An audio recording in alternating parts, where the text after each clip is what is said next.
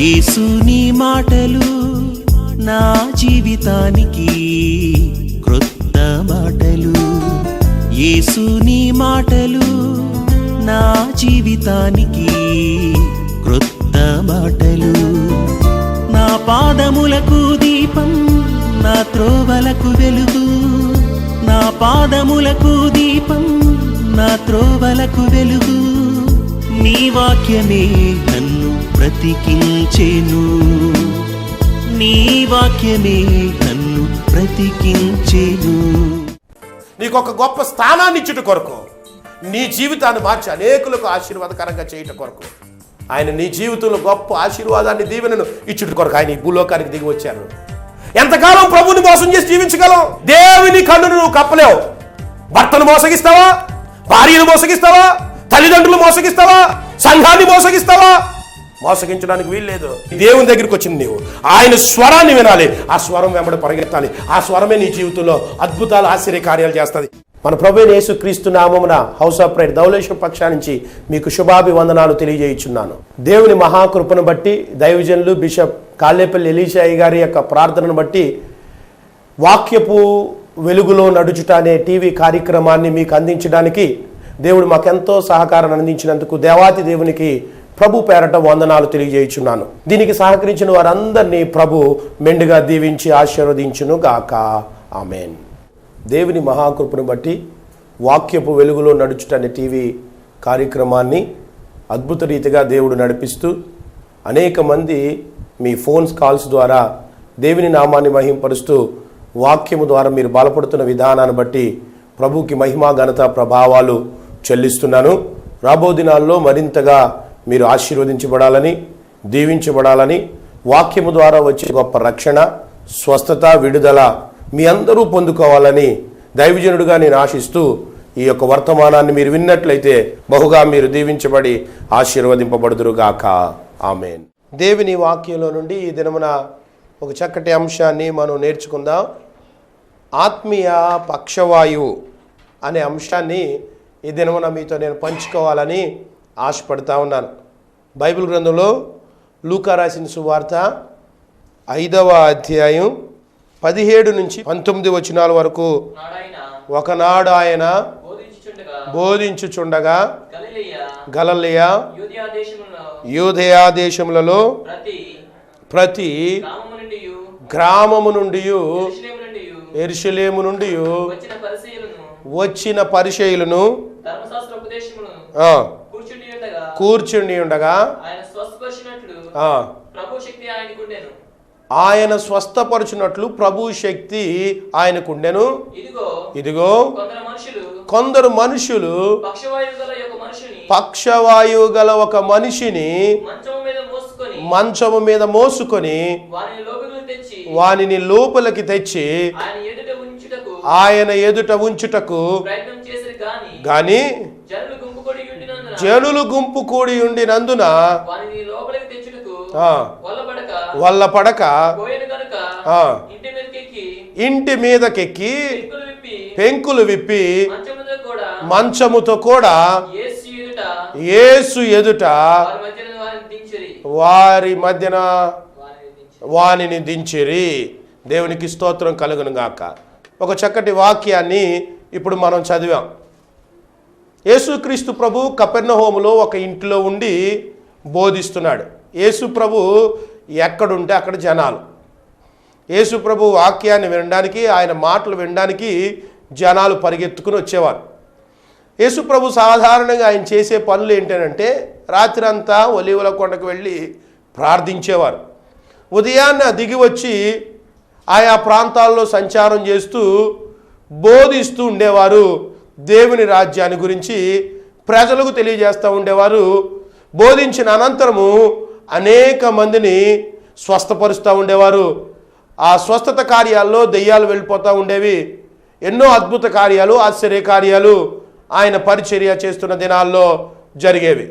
అందులో యేసుక్రీస్తు ప్రభు బోధిస్తున్నాడు. కపెర్నహూములో ఒక ఇంట్లో ఆయన బోధిస్తుండగా అక్కడ పరిసయ్యులు ఉన్నారు, శాస్త్రులు ఉన్నారు, ధర్మశాస్త్రాన్ని ఎరిగిన వారు ఉన్నారు. యేసు ప్రభుని శోధించడానికి, ఏదైనా తప్పు జరిగితే శోధిద్దామన్న వాళ్ళు కూడా తప్పులు పట్టుకుందాం అన్నవారు కూడా అక్కడ ఉన్నారు. అందరూ ఉంటున్న ఆ సమయంలో అక్కడ ఒక సంఘటన చోటు చేసుకుంది. ఏంటి అని అంటే, ఒక పక్షవాయువు కలిగిన వ్యక్తిని యేసు ప్రభు దగ్గరికి తీసుకొద్దాం అనుకున్నారు కొంతమంది వ్యక్తులు. కొందరు ఆ తీసుకొద్దాం అనుకున్న సందర్భంలో ఆ ఇంటి దగ్గరికి వచ్చి ఆయన్ని మోసుకుని వస్తే మంచముతో మోసుకుని వచ్చారని మార్కు రాసిన సువార్తలో రాయబడి ఉంది. మార్కు రాసిన సువార్త 2వ అధ్యాయం 1 నుంచి కొన్ని వచనాలు చదువుకుంటూ వెళితే అక్కడ అతన్ని మంచంతో తీసుకొచ్చారని రాయబడి ఉంది. తీసుకొచ్చినప్పుడు ఆ ఇంట్లోనికి అతనికి యేసు ప్రభు దగ్గరికి తీసుకుని వెళ్ళడానికి చోటు లేకపోవడం బట్టి ఆ ఇంటి మీదకి ఎక్కి ఆ ఇంటి మీద ఉన్న పెంకులను విప్పేసి ఆ మంచంతో పాటు సహా యేసు ప్రభు ఎక్కడైతే బోధ చేస్తున్నారో ఆయన ఎదుట అతన్ని పెట్టినప్పుడు వారి యొక్క విశ్వాసమును చూచి, ఆ వ్యక్తుల యొక్క విశ్వాసాన్ని చూచి యేసు ప్రభు ఒక చక్కటి మాట అన్నారు. ఏమన్నారంటే, మనుషుడా, నీ పాపములు క్షమించబడి ఉన్నవి, నీ మంచము ఎత్తుకొని నీ ఇంటికి వెళ్ళుమని చెప్పగా వెంటనే వాడు వారి ఎదుట లేచి దేవుని మహిమపరచుచు వాడి ఇంటికి వెళ్ళానని దేవుని వాక్యంలో మనం చదువుతున్నాం. దేవునికి స్తోత్రం కలుగును గాక. ఒక అద్భుత కార్యాన్ని దేవుడు అక్కడ చేశారు. దీంట్లోంచి కొన్ని ఆధ్యాత్మిక సత్యాలను, ఆధ్యాత్మికమైన మాటలను మీకు నేను తెలియచేయాలని ఆశపడుతున్నాను. ఎందుకంటే ఈ వాక్యానికి నేను ఒక పేరు పెట్టాను, ఆత్మీయ పక్షవాయువు అని పేరు పెట్టాను. కనుక కొన్ని విషయాలు ఆధ్యాత్మికంగా మనం నేర్చుకుందాం. ఈ దినాల్లో కూడా సంఘం పక్షవాయువుతో బాధపడుతుంది. సంఘం ఏ రీతిగా ఉందంటే, సంఘంలో ఉన్న వ్యక్తులు ఏ రీతిగా ఉన్నారంటే పక్షవాయువుతో బాధపడుతున్న వారుగా ఉన్నారు. అంటే దాని అర్థం ఏంటంటే, పక్షవాయువు అంటే అర్థం ఏంటంటే శరీరంలో ఒక భాగం పనిచేస్తుంది, ఇంకొక భాగం పనిచేయదు. దాన్ని ఏమంటామంటే పక్షవాయువు అంటాం. ఈ దినాల్లో కూడా చాలామంది దేవుని బిడ్డలు మందిరానికి వస్తున్నవారు, యేసు ప్రభు దగ్గరికి వస్తున్నవారు ఈ రీతిగానే కనపడుతున్నారు. కొంత భాగం యేసు ప్రభు అంటారు, దేవుడు అంటారు, స్తోత్రాలు అంటారు, హల్లెలూయా అంటారు. మరికొంత భాగం ఏమంటారంటే యేసు ప్రభుని స్తోత్రాలు చెప్పిన ఈ నోటితోనే బూతులు ఆడతారు, ఈ నోటితోనే అబద్ధాలు ఆడతారు, ఈ నోటితోనే చెడ్డ మాటలన్నిటినీ మాట్లాడుతూ ఉంటారు. సగం దేవుడు అంటారు ఈ శరీరంతో, సగం లోకం అంటారు. ఇది పక్షవాయువు కాదా? ఆత్మీయ పక్షవాయువు కాదా? ఈ దినాల్లో చాలామంది దేవుని బిడ్డలు అనబడుతున్నవారు, క్రైస్తవులు అనబడుతున్నవారు మందిరములో దేవుని బిడ్డగా ఉంటున్నారు. మందిరము వేలపల్లికి వెళ్ళగానే, గోడ వేలపట్టికి వెళ్ళగానే వారు అన్యుల కంటే దారుణంగా మార్చబడిపోతున్నారు. ఒక సందర్భంలో పేతురు భక్తుడు గలతీయులకు రాసిన పత్రిక 2వ అధ్యాయంలో ఏం చేస్తున్నారంటే అన్యులతో భోజనం చేస్తున్నాడు. ఈలోగా అక్కడికి ఎవరు వచ్చారంటే పౌలు మహాభక్తుడు వారి వద్దకు వచ్చినప్పుడు వెంటనే ఏం చేశాడంటే పౌలుకు భయపడిపోయి ఈ పేతురు గారు ఆ భోజనం చేస్తుండగానే నెమ్మదిగా తప్పించుకోవడానికి ప్రయత్నం చేస్తున్నాడు. అప్పుడు పౌలు భక్తుడు అంటాడు పేతురుతో, ఎందుకయ్యా మాయావేషాలు వేస్తావు?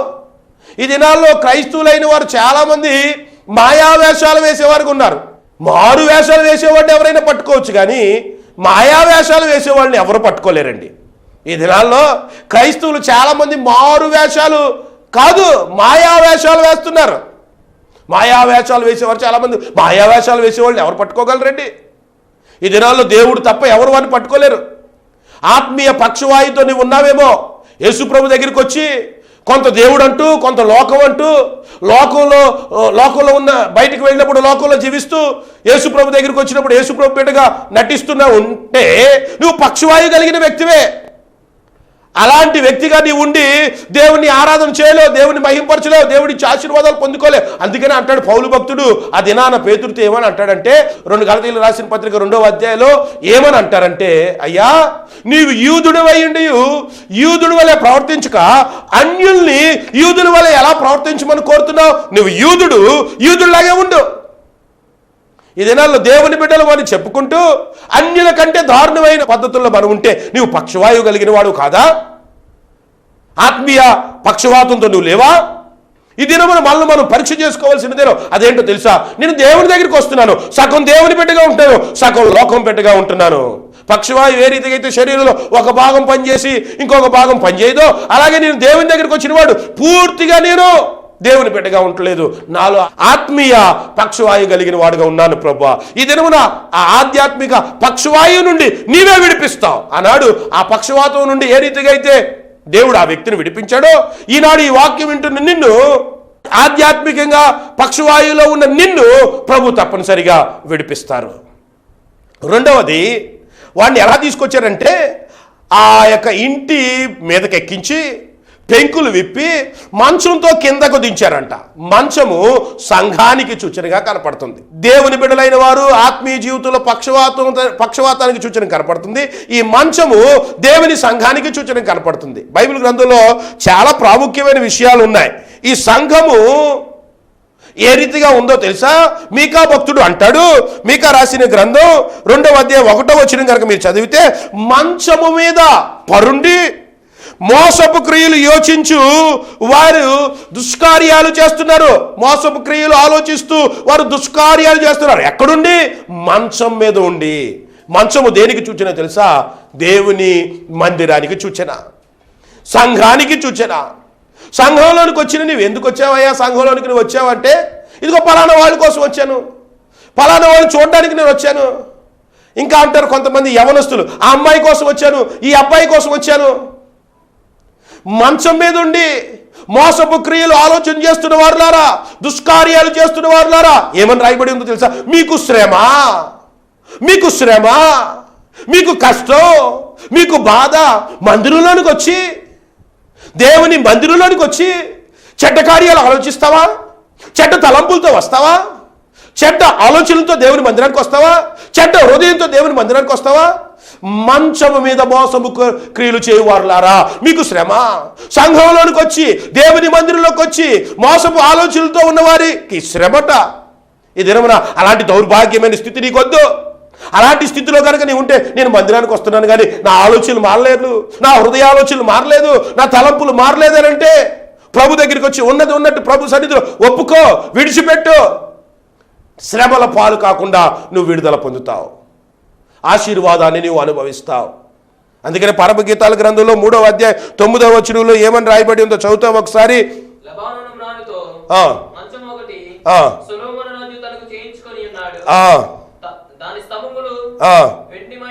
అది దేవుని వాక్యం తెలియజేస్తా ఉంది. మంచాన్ని ఏ రీతిగా తయారు చేశాడంటే, లెబనోను కర్రతో మంచం తయారు చేశాడండి. ఈ మంచము దేనికి సూచనంటే సంఘానికి సూచన కనపడతా ఉంది. దేవుని మందిరాన్ని సొలొమోను కట్టాలనుకున్నప్పుడు అతడు వాడిన కర్ర ఏంటో తెలుసా? లెబనోను మీది దేవదారు కర్రను అతడు వాడినట్లు బైబిల్ గ్రంథం మనకి స్పష్టంగా బోధిస్తూ ఉంది. కనుక ఈ దినమున దేవుని బిడ్డలుగా ఉండి దేవుని మందిరానికి వస్తూ ఆధ్యాత్మిక జీవితంలో పక్షవాయుతో కనుక ఉంటే, దేవుని మందిరంలోకి వచ్చిన తర్వాత నీవు దుష్కార్యాలు ఆలోచన చేస్తున్న వ్యక్తిగా నీవు ఉంటే, ఈ దినమున నువ్వు చేయవలసిన పని ఏంటో తెలుసా?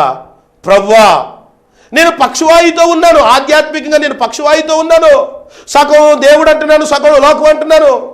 వచ్చిన తర్వాత కూడా, ఈ సంఘంలోనికి వచ్చిన తర్వాత కూడా, ఈ మందిరంలోనికి వచ్చిన తర్వాత కూడా దుష్కార్యాలు ఆలోచన చేస్తున్నాను, నన్ను క్షమించండి అని వేడుకోవాలి. మూడవది, అక్కడ జరిగిన సంఘటన ఏంటంటే, ఆ మంచముతో వారు అక్కడ మంచముతో కూడా వానిని యేసు ఎదుట దించిరి అని రాయబడి ఉంది. లూకా రాసిన సువార్త 5వ అధ్యాయము 19వ వచనంలో. వారి విశ్వాసాన్ని బట్టి ప్రభు ఏం చేశాడంటే, నీ విశ్వాసాన్ని బట్టి ప్రభు గొప్ప కార్యాలు అద్భుతాలు చేస్తాడు. వారి విశ్వాసాన్ని బట్టి ఏం చేశాడంటే, నీ మంచం ఎత్తుకుని నీ ఇంటికి వెళ్ళుము అని చెప్పగా, నీ పాపములు క్షమించబడి ఉన్నాయి, పరుపు ఎత్తుకుని అని మరొక చోట రాయబడి ఉంటుంది. నీ మంచము ఎత్తుకొని నీ ఇంటికి వెళ్ళమని చెప్పగా, వెంటనే వాడు వారి ఎదుట లేచి దేవుని మహిమపరిచి ఇంటికి వెళ్ళాను అని వాక్యంలో రాయబడి ఉంది. ఈ మంచాన్ని గురించి కొన్ని ప్రాముఖ్యమైన విషయాలు మీతో నేను పంచుకోవాలని ఆశపడుతున్నాను. మంచము సంఘానికి సూచన. మంచానికి 4 కోళ్ళు ఉంటాయి. అలాగే మన సంఘానికి కూడా, సంఘంలోకి వస్తున్న వారికి కూడా 4 కాళ్ళు ఉండి తీరాలి. 4 కాళ్ళు ఉండి తీరాలి. మొదటి కాలు పేరేంటో తెలుసా? బైబిల్ గ్రంథంలో నుంచి కొన్ని విషయాలు మీకు నేను తెలియజేస్తాను. ప్రార్థన మొదటి కాలు. ప్రార్థన జీవితం మనం కలిగి ఉండాలి. యేసు ప్రభు దగ్గరికి వచ్చిన వారు వారి పాపముల నుంచి విడుదల పొందుటకు ప్రార్థన చేయాలి, స్వస్థత పొందుటకు ప్రార్థన చేయాలి, ఆరోగ్యం పొందుటకు విడుదల కొరకు ప్రార్థన చేయాలి. అన్నిటి కొరకు మనము ప్రార్థన చేయవలసిన వారుగా ఉన్నాం. మంచానికి ఎలాగైతే 4 కాళ్ళు ఉంటాయో సంఘానికి కూడా 4 విషయాలు, 4 కాళ్ళు ఉండాలి. మొదటి కాలు పేరేంటో తెలుసా? ప్రార్థన. ప్రార్థించే వ్యక్తిగా నువ్వు మార్చబడాలి. ఎవరి కొరకు ప్రార్థన చేయాలి? ఇతరుల కొరకు ప్రార్థన చేయాలి, రోగుల కొరకు ప్రార్థన చేయాలి, అనారోగ్యంగా ఉన్న వారి కొరకు ప్రార్థన చేయాలి, మనల్ని పాలిస్తున్న వారి కొరకు ప్రార్థన చేయాలి, అధికారుల కొరకు ప్రార్థన చేయాలి. అనేక మంది నశించు ఆత్మల కొరకు మనం ప్రార్థించే వ్యక్తులుగా ఉండాలి. దేవుని బిడ్డలారా, నీ జీవితంలో అద్భుతం జరగాలంటే, నీ జీవితంలో గొప్ప కార్యం జరగాలంటే, మంచం అనే సంఘానికి వచ్చిన వారు చెడ్డ కార్యాలు ఆలోచన చేయడానికి వీల్లేదు, దుష్కార్యాలు చేయడానికి వీల్లేదు, దేవునికి అసహ్యమైన కార్యాలు చేయడానికి వీల్లేదు. ఏం కలిగి ఉండాలంటే ప్రార్థన అనే కాలును నువ్వు కలిగి ఉండాలి. రెండవది, బైబిల్ గ్రంథం బోధిస్తూ ఉంది, ప్రేమ అనే కాలు నువ్వు కలిగి ఉండాలి. మీరు కనుక కొరింథీయులకు రాసిన మొదటి పత్రిక 13వ అధ్యాయము 13వ వచనంలో అద్భుతమైన మాట రాయబడి ఉంది. అయ్యా, నీకు రకరకాల వరాలు ఉండొచ్చు, ఏమేమో నీవు గొప్ప వ్యక్తిగా నీవు ఉండొచ్చు, గొప్ప ప్రవచన ఆత్మతో నింపబడి ఉండొచ్చు, అయితే ప్రేమ లేని వాడవైతే ఇదంతా సున్నా అని చెప్పుకుంటూ 13వ అధ్యాయము కొరింథీయులకు రాసిన పత్రిక చివరి వచనం 13వ వచనంకి వచ్చినప్పటికి అంటాడు, చదువుతారా? కాగా విశ్వాసము, నిరీక్షణ, ప్రేమ, ఇవి 3 నిలుచును, వీటిలో శ్రేష్టమైనది ప్రేమయే. దేవునికి స్తోత్రం కలుగును గాక. వీటిలో శ్రేష్టమైనది ప్రేమయే. ప్రేమ కలిగిన వ్యక్తిగా ఉండాలి. ప్రేమ కలిగిన వారు ఏం చేస్తారు తెలుసు? యేసుప్రభు దేవుడు మానవుల్ని ప్రేమించాడు. ప్రేమించిన ఆయన ఏం చేశాడు తెలుసా? తండ్రి కుడిపార్శ్వమున కూర్చునుట గొప్ప భాగ్యము. అది భాగ్యమని ఎంచుకొనక ఆ భాగ్యాన్ని విడిచిపెట్టి మానవుని రక్షించుట కొరకు, నశించిన దాన్ని వెదికి రక్షించుట కొరకు ఈ లోకానికి దిగి వచ్చాడు. తన ప్రేమను సిలువలో చూపించాడు. అదే రీతిగా సంఘముగా నీవు చేయవలసిన పని, సంఘముగా వచ్చిన నీవు మోసపు క్రియలు ఆలోచన చేయడానికి, చెడ్డ క్రియలు ఆలోచన చేయడానికి లేదు, కానీ ప్రార్థించే వ్యక్తిగా ఉండాలి. 2, ప్రేమించే వ్యక్తిగా ఉండాలి. ప్రేమించిన వ్యక్తి ప్రాణం పెట్టడానికి కూడా సిద్ధమవుతారు. నశించు ఆత్మల పట్ల భారం కలిగి ఉంటారు. అనేక మంది నశించిపోతున్నారు, వారి పట్ల ప్రేమ కలిగి ప్రవర్తిస్తారు. యేసుక్రీస్తు ప్రభు యొక్క ప్రేమను ఈ లోకానికి చాటుతారు. ప్రేమ అంటే అర్థం ఏంటంటే ఆత్మలను సంపాదించడం. నాకు తెలిసిన అర్థం ఏంటంటే ప్రేమ అంటే అర్థం ఏంటంటే, ఏ రీతిగా అయితే యేసు ప్రభు మనుషులను ప్రేమించి ఈ లోకానికి వచ్చి తన ప్రాణం ఇచ్చి మానవులను రక్షించారో, మనం కూడా మన జీవితంలో ప్రేమ కలిగిన వారమని చెప్పి 10 మందికి భోజనాలు పెట్టడం మంచిదే, లేదా 10 మందికి వస్త్రాలు ఇవ్వడం మంచిదే, పేదవాడిని చూడడం మంచిదే, అది ప్రేమించడమే. కానీ అంతకంటే విలువైనది ప్రేమకు మరొక అర్థం ఉంది. నశించు వారి దగ్గరికి వెళ్ళడం నిజమైన ప్రేమ అంటే. త్రాగుబోతుల మధ్యకి వెళ్ళడం, దేవుని ఎరగని వారి మధ్యకి వెళ్ళడం, యేసుప్రభు ఇచ్చే ప్రేమను, యేసుప్రభు ఇచ్చే రక్షణను, యేసుప్రభు ఇచ్చే ఆశీర్వాదాన్ని, యేసుప్రభు ఇచ్చే పరలోకాన్ని వారికి చెప్పడం, ఇది నిజమైన ప్రేమ. ఈ ప్రేమను సంఘం కలిగి ఉండాలి. అలాగే ఎప్పుడైతే ఈ ప్రేమను సంఘం కలిగి ఉంటుందో, దేవుడిచ్చిన ఆజ్ఞ, మీరు సమస్త మనుషుల దగ్గరికి వెళ్ళి వారందరినీ నా శిష్యులుగా చేయమని ఒక ఆజ్ఞ దేవుడిచ్చారు.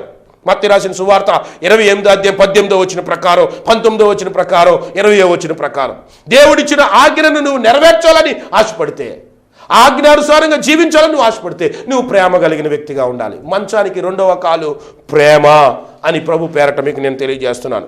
3వ కాలు ఏంటో తెలుసా? యథార్థత. యథార్థత.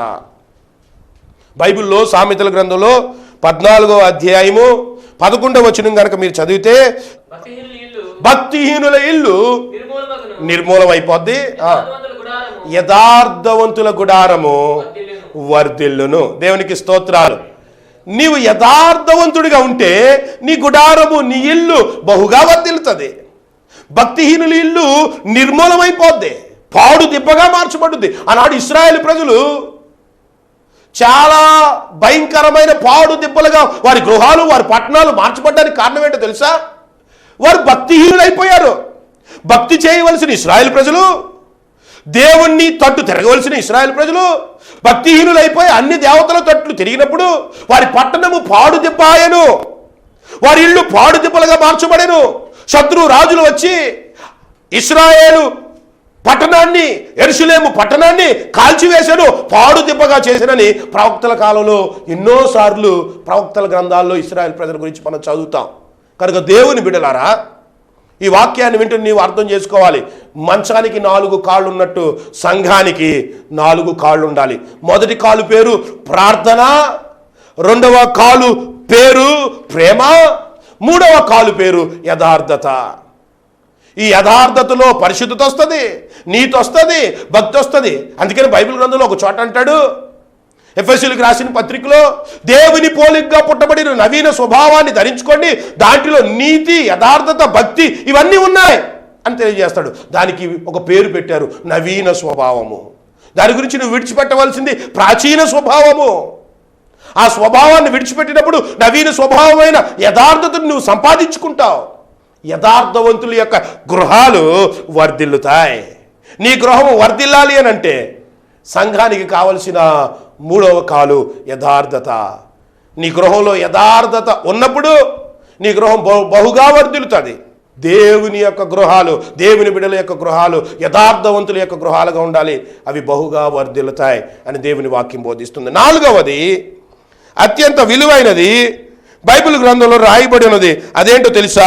నిరీక్షణ కలిగిన వారుగా, ఎదురు చూచేవారుగా మనం ఉండాలి. 4వ గొప్ప లక్షణం, లేకపోతే 4వ కాలు ఏంటో తెలుసా? నిరీక్షణ అనే కాలు. మనకి క్రైస్తవులకు ఒక నిరీక్షణ ఉందండి, ఎవరికి లేని నిరీక్షణ. అదేంటో తెలుసా? యేసుక్రీస్తు ప్రభు యొక్క 2వ రాకడలో మధ్యాకాశంలోనికి మనం కొనుక్కోబడిపోతున్నాం. ఒకవేళ నీవు మరణిస్తే ఆ మధ్యాకాశానికి నీవు కూడా కొనుక్కోబోతున్నావు. ఆనాడు బైబిల్ గ్రంథం వెరీ క్లియర్గా బోధిస్తుంది. తెస్సలోనికైలకు రాసిన పత్రికలో నిరీక్షణ కలిగిన వారి గురించి ఏమని రాయబడిందో తెలుసా? మీరు ఇతరుల వలె కృంగిపోవద్దు, ఆదరించబడండి దేవుని వాక్యాన్ని బట్టి. ఏమని రాయబడిందో తెలుసా? మీరు కనుక బైబిల్ గ్రంథం చదివితే, కడబూర శబ్దముతో ఆయన మధ్యాకాశానికి వచ్చును, సజీవులైన మీరు లేక సమాధులలో ఉన్న మీరు మొదట లేతురు, ఆ మీదట సజీవులైన వారు లేతురు, ఆయనతో కూడా మధ్యాకాశములో ఉందురు. గొప్ప నిరీక్షణ మనకుంది. ఆ నిరీక్షణ తెలుసా? యేసు ప్రభు మన కొరకు రాబోతున్నారు 2వ రాకడలో.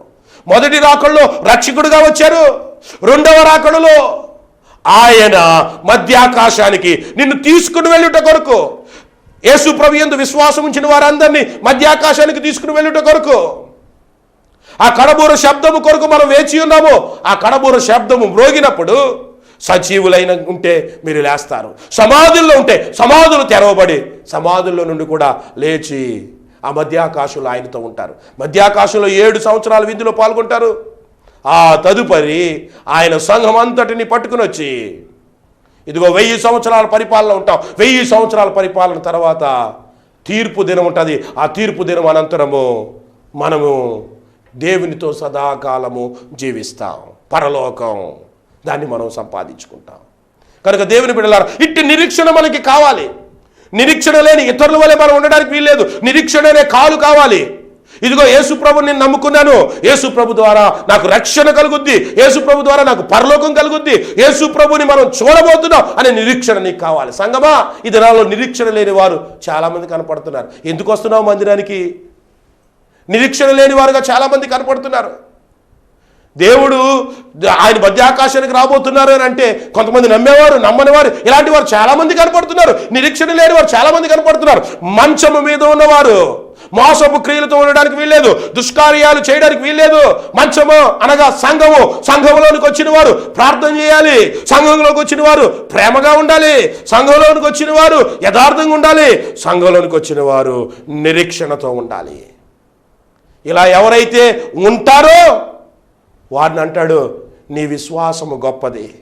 వారి విశ్వాసాన్ని చూచి అతడితో అంటున్నాడు, నీ మంచం ఎత్తుకుని నీవు నడిచిపోము, నీ పాపాలు క్షమించబడి ఉన్నాయి, నీ పాపాలు క్షమించబడి ఉన్నాయి కనుక నీ మంచం ఎత్తుకుని నీవు నడిచిపోమన్నప్పుడు అతడు మంచం ఎత్తుకుని నడిచి వారి ఎదుట పోయి దేవుని మహిమపరిచాను. ఎంతకాలం అయ్యా, ఎంతకాలం అమ్మా, ఎంతకాలం సహోదరుడా, సహోదరి? దేవుని దగ్గరికి వచ్చి కూడా లోకంలో జీవిస్తావు, మందిరానికి వచ్చి కూడా మోసపు కార్యాలతో నీవు ఉంటావు. ప్రభువా, నేను దాన్ని విడిచిపెడుతున్నాను, నాకు సహాయం చేయండి. ఈ దినమున నేను వాక్యం వింటున్నాను, ఆ పక్షవాయువు కలిగిన వాడి వలె నా ఆధ్యాత్మిక జీవితం ఉంది. వాడు శరీర సంబంధంగా పక్షవాతంతో ఉంటే నేను ఆధ్యాత్మికంగా పక్షవాతంతో ఉన్నాను. దానికి కారణం నా దుష్కార్యాలే. ఇదిగో మందిరానికి వస్తూ కూడా ఇలాంటి దుష్కార్యాలు చేసే వ్యక్తిగా ఉన్నాను, ఇలాంటి పాపం చేసే వ్యక్తిగా ఉన్నాను, ఇలాంటి అసహ్య కార్యాల్లో నేను జీవిస్తున్నాను. వీటిని నేను విడిచిపెడతాను. ఇదిగో నేను ప్రార్థన చేసుకుంటాను. ఇదిగో నేను ప్రేమ కలిగిన వ్యక్తిగా ఉండి ఈ లోకానికి క్రీస్తు ప్రభు యొక్క ప్రేమను చాటుతాను. ఇదిగో నేను నా కుటుంబంలో యథార్థతతో నేను ప్రయాణం చేసి నా కుటుంబాన్ని వర్ధిల్లింప చేసుకుంటాను. ఇదిగో నీ రాకడ కొరకు నిరీక్షణతో నేను కనిపెడతాను. సంఘంలో ఉన్నవారు అటువంటి రీతిగా ఉండాలని వాక్యం మనకు బోధిస్తూ ఉంది.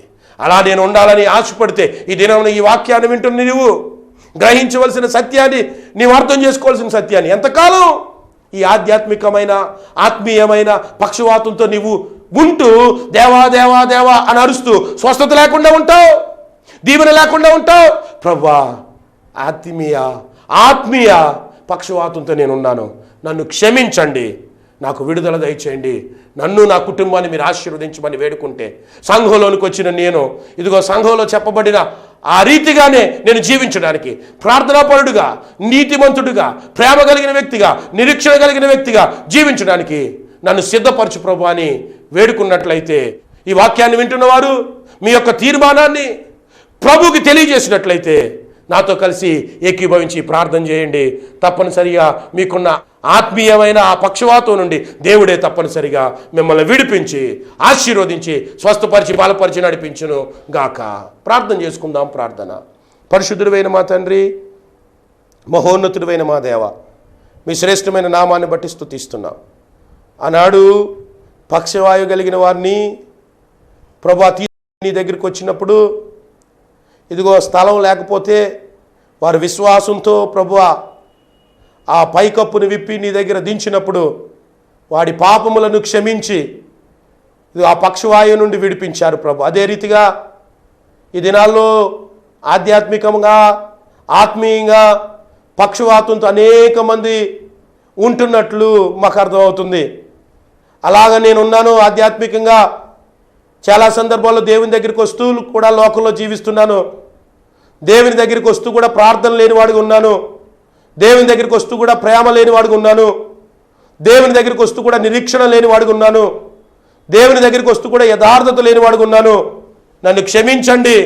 దేవుని దగ్గరికి వచ్చిన వారు ఏ రీతిగా ఉండాలో మాకు ఈ దినమున నేర్పించిన విధానాన్ని బట్టి స్తుతిస్తూ మమ్మల్ని క్షమించండి, మమ్మల్ని ఆ రీతిగా చేయమని కోరుకుంటున్న ప్రతి బిడ్డను కూడా మీరు ఆశీర్వదించి వారి గృహాన్ని వర్ధిల్లింప చేయమని, వారిని బహుగా మీరు దీవించమని కోరుతూ ఘనత మహిమ ప్రభావాలు మీకు ఆరోపిస్తూ యేసు నామమున అడుగుచున్నాను తండ్రి.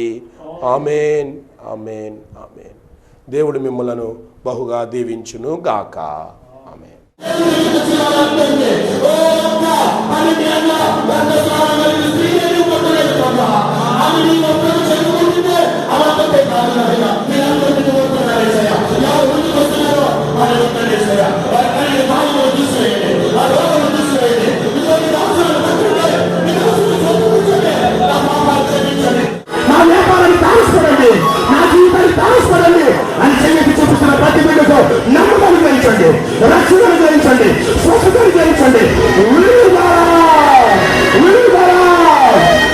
మీ ప్రార్థన అవసరతల కొరకు మీరు సంప్రదించవలసిన చిరునామా reverend pastor Kalepalli Gidyonu, house of red church, Errakonda, Dhavaleswaram. Pin code 533125, తూర్పుగోదావరి జిల్లా, ఆంధ్రప్రదేశ్. మా సెల్ నెంబర్ 9885250405. మరొక నెంబర్ 9603504756.